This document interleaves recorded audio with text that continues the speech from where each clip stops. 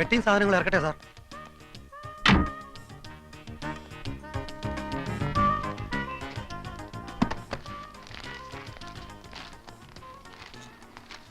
തഹസിൽദാർ അകത്തുണ്ടോ? എന്താ കാര്യം? കാര്യം, ഞാൻ കണ്ണപുരത്ത് ഡെപ്യൂട്ടി തഹസിൽദാരായിരുന്നു. ഇപ്പൊ ഇങ്ങോട്ട് ട്രാൻസ്ഫർ ആയി തഹസിൽദാരായിട്ട്. ആ സാർ ഇരിക്കും. ഇരിക്കണമെന്നില്ല, ഞാൻ മേഡത്തിനെ ഒന്ന് കാണട്ടെ. ആളെത്തിയല്ലോ അല്ലേ? സാർ അതാണ് മുറി.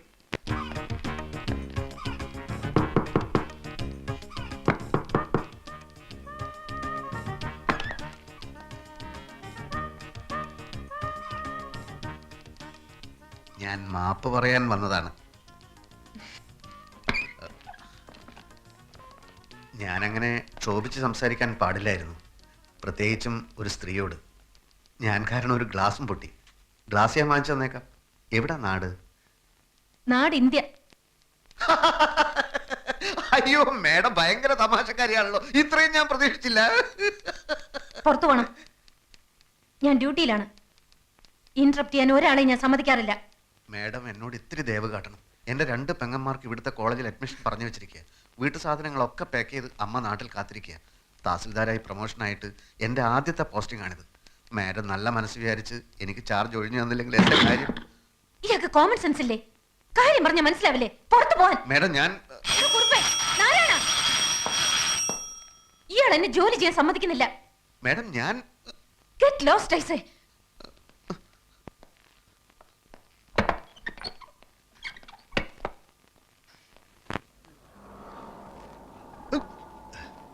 വെട്ടിങ് സാധനങ്ങളൊക്കെ ഇറക്കട്ടെ സാർ. ഇയാൾ പെട്ടിയ സാധനങ്ങളൊക്കെ തീയിലിട്ട് ചുടറോ?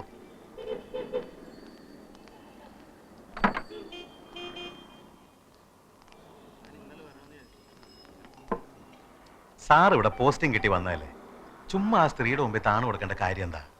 സാറ് ചെന്ന് കളക്ടറെ കണ്ട് വിവരം പറ. അത് ഞാൻ ആലോചിക്കുകയല്ല. പക്ഷെ ഒരു തർക്കം വരുമ്പോൾ ഒരു കോംപ്രമൈസും വേണ്ടി വരും. അങ്ങനെ എന്നെ വല്ലയിടത്തേക്കും തൽക്കാലത്തേക്ക് മാറ്റിയാൽ എൻ്റെ പരിപാടി മൊത്തം പൊളിയും. എങ്കിൽ കോടതി പോണം. അത് കൂടുതൽ പ്രശ്നമാണ്. ഒരു വിധി കിട്ടാൻ കാലതാമസം വന്നാൽ എൻ്റെ സിസ്റ്റേഴ്സിന് ഇവിടുത്തെ കോളേജിൽ അഡ്മിഷൻ പറഞ്ഞിരിക്കുക. ഈ വന്യജീവിയെ ആക്രമിക്കാതെ കീഴടക്കാൻ പാടാ സാറേ. കീഴ്ജീവനക്കാരൊക്കെ അവരുടെ വീട്ടുജോലിക്കാരാന്നാ വിചാരം. കീഴ്ജീവനക്കാരുടെ കാര്യം പോട്ടെ, കളക്ടർ പറഞ്ഞാലും മന്ത്രിമാരിടപെട്ടാലും ഇവർക്ക് തോന്നുന്ന മട്ടിലെ കാര്യങ്ങൾ ചെയ്യും. കഴിഞ്ഞ ആഴ്ച റവന്യൂ റിക്കവറി കേസ് ഉണ്ടായിരുന്നു. തിരി സാവകാശം കൊടുക്കണമെന്നും പറഞ്ഞ് പല ഭാഗത്തുനിന്നും വിളി വന്നതാ. അനുസരിച്ചില്ല. ഫൈറ്റ് ചെയ്യാൻ സാർ റെഡിയാണെങ്കിൽ ഞങ്ങളൊക്കെ സാറിന്റെ പുറകിലുണ്ട്. ഈ സത്വം ഏത് നാട്ടുകാരിയാ? ഒരു സൗഹൃദ സംഭാഷണത്തിന് സൗകര്യം കിട്ടിയാലല്ലേ അതൊക്കെ അറിയാനൊക്കൂ. എന്തായാലും എനിക്കിവിടെ തന്നെ പോസ്റ്റിംഗ് കിട്ടിയേ പറ്റൂ. കാര്യങ്ങൾ ശരിയാവുന്നത് വരെ ഒന്ന് കയറി താമസിക്കാൻ ഒരു സ്ഥലം കിട്ടിയാൽ നന്നായിരുന്നു. സ്ഥലമൊക്കെ കണ്ടുപിടിക്കാം. പക്ഷെ ആ സ്ത്രീയെ ഇവിടുന്ന് കെട്ടുകെട്ടിക്കുന്ന കാര്യത്തിൽ സാർ ഒരു വിട്ടുവീഴ്ചയും കാണിക്കരുത്.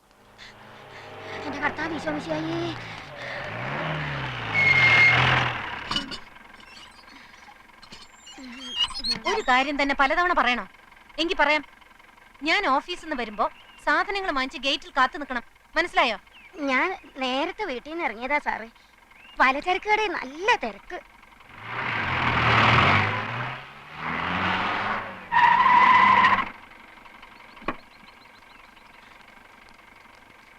കാലത്ത് 8:30.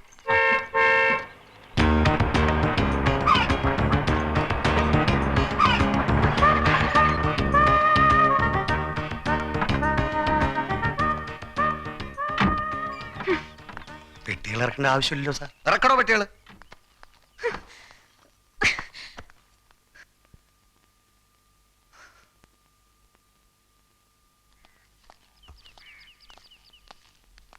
അപ്പൊ ഇറങ്ങുന്നില്ലേ? അത് വേണ്ട സാർ.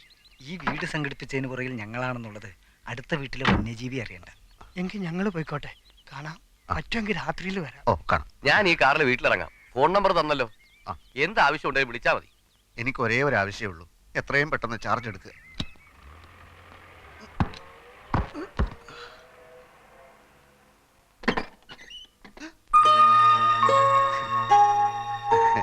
എന്റെ ഭാഗ്യത്തിന് ഇങ്ങനെ ഒരു വീട് ഒത്തു കിട്ടി. മേഡത്തിന് എപ്പോഴെങ്കിലും ആ വീട് ഒഴിയാൻ തോന്നിയാൽ ഇവിടെ ആവുമ്പോ എനിക്ക് എന്റെ പെട്ടി സാധനങ്ങളും എടുത്ത് എളുപ്പത്തിൽ അങ്ങോട്ട് കയറാമല്ലോ. ആ അത് നേരാ. പക്ഷെ ഞാൻ മരിച്ചു കഴിയുമ്പോഴായിരിക്കും ഇയാളുടെ പെട്ടി സാധനങ്ങളുമായിട്ട് ഇങ്ങോട്ട് കയറുന്നത്. ഞമ്മളിപ്പോ വന്നത് മാമാന്റെ അടുത്ത് ഒരു രഹസ്യം പറയാനാണ്. ഏത് ലക്ഷാധിപതികൾക്കുണ്ടല്ലോ ഇടയ്ക്ക് പണത്തിനൊരു വലിച്ചല്. മൂപ്പരുടെ അളിയന് പുറം രാജ്യത്ത് നിന്ന് ഒരു ബെൻസ് കാർ വന്നു 50 ലക്ഷത്തിന്റെ. നാളെ കാർ എടുക്കണം. നോക്കുമ്പോ 1.25 ലക്ഷത്തിന്റെ കുറവ്. കുടുങ്ങിയ മാർവാടികൾ എത്ര ലക്ഷം വേണമെങ്കിലും കൊടുക്കും. പക്ഷെ അതിന്റെ പലിശയെ അവര് വാങ്ങും. ഈ പലിശ മാമാക്ക് കിട്ടിയ ചില്ലറ കാര്യമാണോ? 10 ദിവസത്തേക്ക് ചോദിക്കുന്ന പലിശ തരും. ഹലോ അപ്പു സാറേ, ഒന്ന് കേറിയിട്ട് പോയിക്കൂടെ? സമയമില്ല നൂറെ, മാർവാടികൾ കാത്തു നിൽക്കുകയാണ്. മാമ വിടല്ലേ മാമ, മുറുക്കി പിടിച്ചോ, കേറി വരാൻ പറ. ആ വരി ഒന്നുമില്ലേ, നമ്മൾ നാട്ടുകാരല്ലേ. ഇല്ല സമയമില്ല, അതുകൊണ്ടാ. മാർവാടിക്ക് നിങ്ങളെ അളിയൻ കത്ത് തന്നിട്ടുണ്ടാ? തന്ന് കണ്ട ഇംഗ്ലീഷിലാണ് എഴുത്ത്. പ്രിയ മാർവാടി കൊടു 1.25 ലക്ഷം അപ്പുക്കുട്ടന്. അല്ല, നിങ്ങൾ അളിയൻ എവിടാ പണി? ശരി, ഇന്ന എവിടാ താമസം? എല്ലാം ആ കാർഡിലുണ്ട്.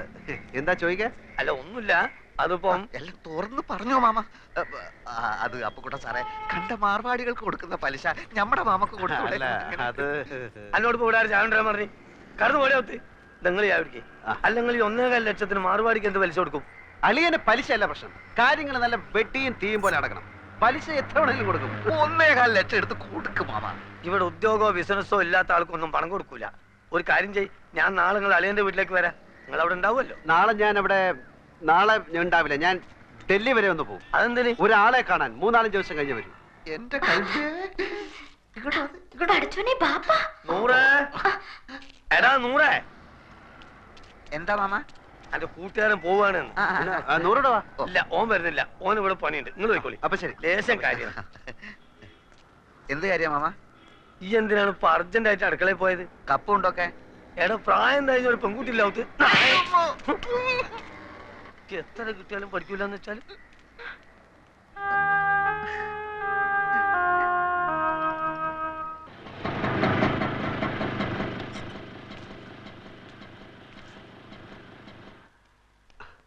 അവരെ കാണുന്നില്ലല്ലോ. 10:30 മണിക്ക് വരാന്ന് പറഞ്ഞ 2 ദിവസം ഞാൻ കുളിക്കുകയോ ഷേവ് ചെയ്യുകയോ ഒക്കെ ചെയ്തു. അതിനെന്താ, ചേട്ടൻ ഇവിടെ കുളിക്കാലോ. ആ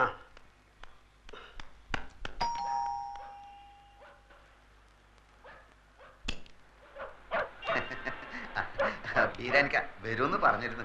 വരൂ വരൂ, ചേട്ടൻ ഇപ്പൊ കുളിക്കാൻ കയറിയതേ ഉള്ളൂ. ഇത്ര നേരം കാത്തിരുന്നു. ഇരിക്കൂ. രവീന്ദ്രൻ നായർ മിസ്സിസ് ആണല്ലേ? അതെ ചേട്ടാ, ദേ കാശിന്റെ ആൾക്കാർ വന്നു.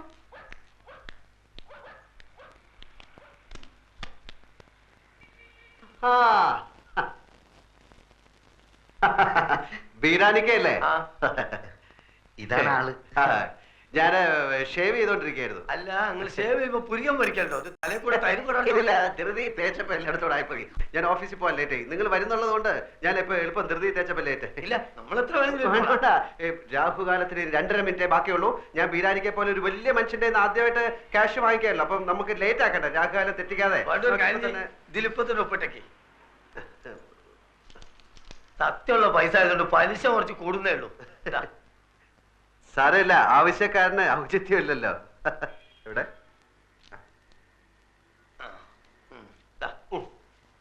ഇതിലൊരു 40 ഉറുപ്പിയുടെ കുറവുണ്ടാവും. കാരണം ഞാൻ ഓട്ടോറിക്ഷ എടുത്ത് വന്നാണ് ഇങ്ങോട്ട്. അതിന് കൊടുത്ത് നിങ്ങൾ ആവശ്യത്തിന്. സാരമില്ല, ഞങ്ങൾ ആദ്യമായിട്ടാണ് അന്യനായ ഒരാളുടെ കയ്യിൽ നിന്ന് പൈസ കടം വാങ്ങിക്കുന്നത് അല്ലേ? ഞാനും ആദ്യമായിട്ടാണ് ഇത്ര വലിയൊരു എമൗണ്ട് കടം കൊടുക്കണേ. ഇങ്ങനെ ഒരു നിവർത്തിയോട് വന്നതുകൊണ്ട്. പിന്നെ ഞാനൊന്ന് പോയി കുളിച്ച് റെഡി ആയിട്ട് വരാം. Okay okay okay. അപ്പൊ ഇന്ന് 11, അടുത്ത 21-ന്. അതെല്ലാം നമ്മൾ പറഞ്ഞ മാതിരി 100 പറഞ്ഞില്ലേ? 100 പറഞ്ഞു, എന്നാലും പോരല്ലോ. നമ്മൾ തമ്മിലൊന്ന് ഉറപ്പിക്കണ്ടേ? ഞാൻ വാക്ക് മാറില്ല ബീരാനിക്ക, നിങ്ങൾ ധൈര്യമായിട്ട് പോയിക്കോളൂ. പിന്നെ നമ്മൾ പോയിട്ട് വരാം. വരി മാമ. അപ്പൊ നമ്മളെ പറഞ്ഞ പോലെ. അയ്യോ, ഇപ്പൊ തന്നെ ഒരുപാട് വൈകി. ഷൂട്ടിംഗ് പാർട്ടി എപ്പോഴേ വന്നു കാണും. ഈ ഡ്രസ്സൊക്കെ ഒന്ന് മാറിയേ, ആ തൊപ്പ് എടുത്ത് വെക്കേ. കാഴ്ചയിലെങ്കിലും കുറച്ച് വിവരമുള്ള ആളാന്ന് തോന്നട്ടെ. അല്ലെങ്കിലും അത്യാഗ്രഹികളായ പല സ്കൂൾ മാഷന്മാരും ഇതുപോലെ ലീവ് എടുത്ത് ആഡ് ഫിലിം പിടിക്കുക, ചിട്ടി നടത്തുക, അങ്ങനെയൊക്കെയാ. എന്നാലും ഇത് തീരെ വേണ്ടാത്ത പണിയായി പോയി. ഭയപ്പെടാതെ വിജയേട്ടാ, നമ്മൾ വിചാരിക്കുന്ന പോലെ അത്ര ബുദ്ധിമുട്ടൊന്നുമില്ല ഷൂട്ട് ചെയ്യാൻ. ഈ സിനിമാ വാരികളൊക്കെ വായിച്ചിട്ടില്ലേ? ഡയറക്ടർ പറയും സ്റ്റാർട്ട്, ആക്ഷൻ, കട്ട്, അത്ര തന്നെ. ബാക്കി നോക്കാൻ ക്യാമറാമാൻ ഉണ്ടല്ലോ, അഭിനയിക്കാൻ നടിയുണ്ട്. നടി ആദ്യം എന്ത് ചെയ്യും? നടി കുന്തം വിഴുങ്ങും. പറഞ്ഞതൊക്കെ മറന്നോ? നടി കുളത്തിലേക്ക് ചാടുന്നു, മുങ്ങി നിവരുന്നു, അത് സ്ലോ മോഷൻ. ഓഹോ, ഈ നടിക്ക് സ്ലോ മോഷനിലൊക്കെ നീന്താൻ അറിയോ? നടി എന്തിനാ നീന്തുന്നേ? അതൊക്കെ ക്യാമറ ട്രിക്കല്ലേ? ആ ട്രിക്ക് എനിക്കറിയില്ലല്ലോ. എനിക്ക് സ്ലോ മോഷൻ വേണ്ട. നടി സാധാരണ മട്ടിൽ മുങ്ങി നിവരുന്നു, പടവിലേക്ക് ഇങ്ങനെ കയറി വരുന്നു. അവിടെ സോപ്പ് പെട്ടിയിൽ വെച്ചിരിക്കുകയാണ് നമ്മുടെ പരിമള സോപ്പ്. ആ സോപ്പ് എടുത്ത് നടി അവളുടെ അർദ്ധനഗ്നമേനയിൽ തേക്കുന്നു. എന്നിട്ട് പറയുന്നു, എന്റെ മേനിയഴകിന്റെ രഹസ്യം പരിമള സോപ്പ്. മനസ്സിലായോ? മനസ്സിലായോന്ന്? എന്തായാലും പെട്ടുപോയില്ലേ, ഇനിയിപ്പോ വരുന്നിടത്ത് വെച്ച് കാണാൻ.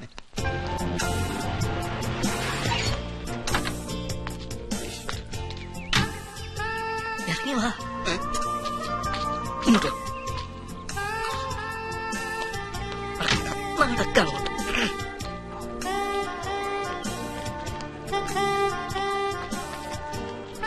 എന്താ സാറേ ഇത്? 1 മണിക്കൂറായിട്ട് യൂണിറ്റ് വെയിറ്റ് ചെയ്യാം. അത് ഞങ്ങള് ക്ഷേത്രത്തിലൊന്ന് കയറി തൊഴുതു. എല്ലാം നന്നായി വരണമല്ലോ. അതെ അതെ.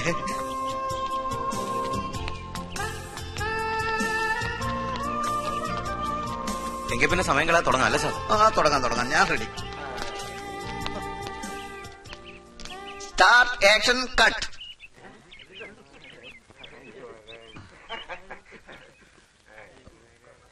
മനസ്സിലായില്ല. Start, action, cut. ഇതില് ഏതാണ് മനസ്സിലാവാത്തത്? അപ്പൊ ലൈറ്റപ്പ് ഒന്നും ചെയ്യണ്ടേ? ചെയ്യണം. ലൈറ്റപ്പ് ചെയ്തോളൂ. ആദ്യം ക്യാമറ എവിടെ വെക്കണമെന്ന് പറയൂ. ക്യാമറ ഇവിടെ എന്തെങ്കിലും വെക്കണ്ട, കുറച്ച് അങ്ങോട്ട് മാറ്റി വെച്ചോളൂ. സ്റ്റോറി ബോർഡ് എവിടെ? സ്റ്റോറി ബോർഡ് ഉണ്ടായിരുന്നു, പിന്നെ അത് വേണ്ടെന്ന് വെച്ചു. സ്ക്രിപ്റ്റ് എടുക്കാൻ മറന്നു. പിന്നെ എന്താ ഷൂട്ട് ചെയ്യേണ്ടത്? ഷൂട്ട് ചെയ്യേണ്ടത് അതായത് നമ്മുടെ നടി കുളത്തിലേക്ക് ചാടുന്നു, മുങ്ങി നിവരുന്നു, പടവിലേക്ക് കയറുന്നു, അവിടെ സോപ്പ് പെട്ടിയിൽ വെച്ചിരിക്കുകയാണ് നമ്മുടെ പരിമള സോപ്പ്. നടി അവളുടെ അർദ്ധനഗ്ന മേനിയിൽ സോപ്പ് ഇങ്ങനെ തേക്കുക, എന്നിട്ട് പറയുന്നു എന്റെ മേനിയഴകിന്റെ രഹസ്യം പരിമള സോപ്പ്. കൊളം നല്ല ആഴമുണ്ടെന്നാ തോന്നുന്നേ. അത് പേടിക്കണ്ട, മുങ്ങുന്നതിന് മുമ്പ് ഞാൻ ചാടി പിടിച്ചോളാം. അപ്പൊ ഏത് ഷോട്ടാണ് ആദ്യം? നമുക്ക് എല്ലാ ഷോട്ടും ആദ്യം തന്നെ എടുക്കാം. സാർ എന്തായി പറയുന്നേ? ആർട്ടിസ്റ്റ് കുളത്തിലേക്ക് ചാടുന്നു, ആ ഷോട്ട് എവിടെ ക്യാമറ വെച്ച് എടുക്കണമെന്നാ ചോദിച്ചത്. ആർട്ടിസ്റ്റ് കുളത്തിലേക്ക് ചാടുകയാണല്ലോ, അപ്പോ ക്യാമറയും ഒപ്പം ചാടട്ടെ.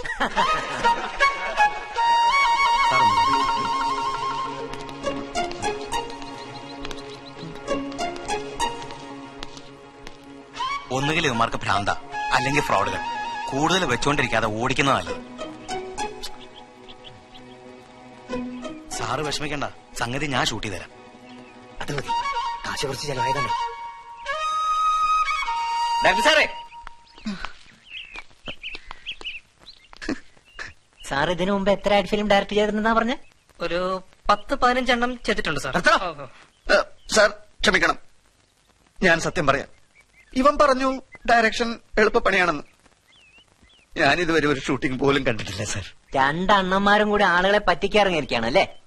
ഒരു കാര്യം ചെയ്യും, 3-4 ദിവസമായിട്ടേ ലോഡ്ജിൽ മുറിയെടുത്ത് കോഴിയിറച്ചിയും മദ്യമൊക്കെ ആയിട്ട് അങ്ങോട്ട് സുഖിച്ചില്ലേ, അതിന്റെയൊക്കെ കാശങ്ങട്. എന്നിട്ട് തടി കേടാവണതിന്റെ മുമ്പ് സ്ഥലമുട്ടോ.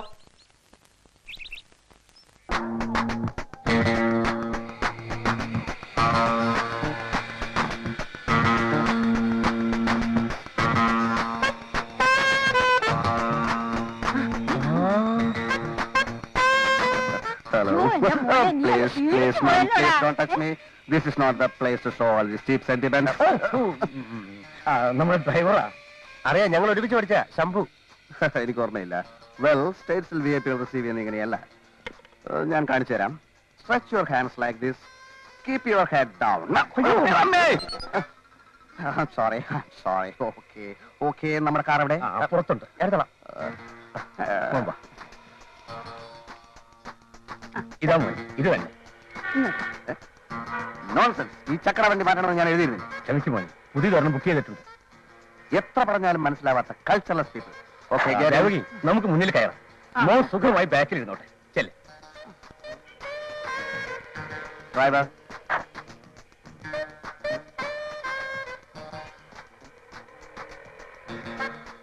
കമയാ. ഡോർ തുറന്നു തരാൻ ഞാൻ പറഞ്ഞു തരണോ? ഞാൻ ഈ അമേരിക്കയിൽ പോയിട്ടില്ലാത്തോണ്ട് എനിക്ക് അറിഞ്ഞൂടാ. വെയിറ്റ്. ആദ്യം കാറിലേക്ക് എന്നെ ആനയിക്കൂ. അല്ല, അത് ഞാൻ പറഞ്ഞു തന്നില്ലേ. Stretch your hands like this, keep your head down. America സ്റ്റൈലുള്ള. ഹലോ അങ്കിൾ, സുഖമാണോ? അങ്ങനെ കഴിയുന്നു. പഠിപ്പൊക്കെ എങ്ങനെയിരുന്നു മോനെ? Oh wonderful. യഥാർത്ഥത്തിൽ ഞാൻ പഠിക്കുകയല്ലായിരുന്നു, പഠിപ്പിക്കായിരുന്നു. അമേരിക്കയിലും ആദ്യം അവർ കരുതിയത് ഞാൻ വെറും ഒരു സാധാരണ ഇന്ത്യൻ സ്റ്റുഡന്റ് ആണെന്നാണ്. ദിവസങ്ങൾ കടന്നുപോയപ്പോൾ എന്റെ പല സംശയങ്ങൾക്കും ചോദ്യങ്ങൾക്കും മറുപടി പറയാൻ പാവങ്ങളായ അമേരിക്കൻ ടീച്ചേഴ്സിന് കഴിഞ്ഞില്ല. എന്നെ പോലെ ബുദ്ധിശക്തിയുള്ള ഒരു ഇന്ത്യൻ സ്റ്റുഡന്റിനെ കണ്ടിട്ടില്ലെന്ന് അവരോട് സമ്മതിച്ചു. അപ്പോ നീ അവിടെ തകർത്തു അല്ലേ? തകർത്തു, തരിപ്പണമാക്കി. പഠിത്തം കഴിഞ്ഞപ്പോ എന്നെ അവിടുന്ന് പോരാൻ അവർ സമ്മതിച്ചില്ല. അമേരിക്കൻ ടീച്ചേഴ്സ് മുഴുവൻ പൊട്ടിക്കരയുകയായിരുന്നു. എന്തിന്? ഏ? അല്ല എന്തിനെന്ന്? അമേരിക്കയുടെ പുരോഗതിക്ക് എന്റെ തലച്ചോറ് വേണമത്രേ. ഞാൻ പറഞ്ഞു പറ്റില്ല, ജന്മനാഥം മറന്നുള്ള കളി പറ്റില്ല, ഈ തലച്ചോറ് ഇന്ത്യക്ക് വേണം. അങ്ങനെ ഞാൻ ഇങ്ങോട്ട് പോരുകയായിരുന്നു. ഓ, ഭയങ്കരം ഭയങ്കരം തന്നെ.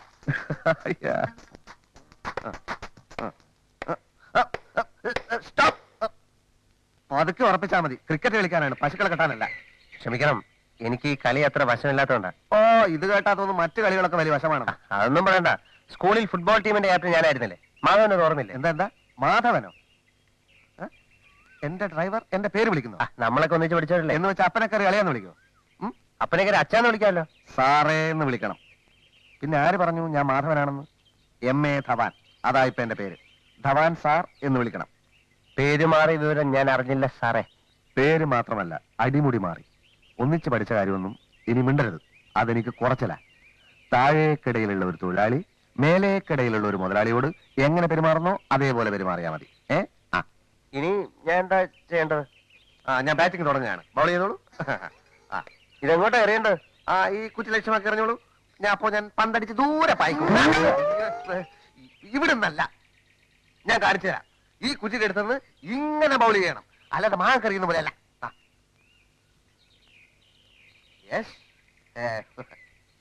ദാണ്ട് ഒരു കുറ്റി താഴെ കിടക്കുന്നു. അത് 2 മതി. റെഡി? 1 2. അയ്യോ,